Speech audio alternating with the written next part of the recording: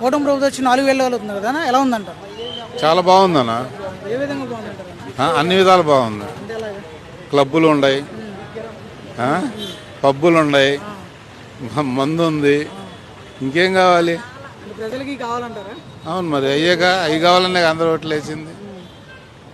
అందరూ వేసింది అయ్యే కదా, ఇంకేం కావాలి? ఇంకేమైనా కావాలంటే అవి కూడా ఉంటాయి. అంటే ప్రజలకు మంచి చేసే విషయాలు ఏం జరగట్లేదు. 3 ముక్కలాటలు, బకెట్లు దంకెళ్ళే రోజులు మళ్ళీ వస్తాయి. ఇంకేమైనా కావాలంటే చెప్పండి. అంటే సూపర్ 6 అని చెప్పేసి పథకాలు పెట్టారు. సూపర్ 6 ఇవన్నీ ఎందుకన్నా? జనాలు కానీ ఇస్తున్నాడా? రైతులు కానీ ఇచ్చాడా? చదువుకున్న విద్యార్థులు కానీ ఇచ్చాడా? చిన్నపిల్లలు అయ్యే జగన్మోహన్ రెడ్డి గారు ఇచ్చిన డ్రెస్సే అయ్యే స్కూల్లో అయ్యే జరుగుతున్నాయి.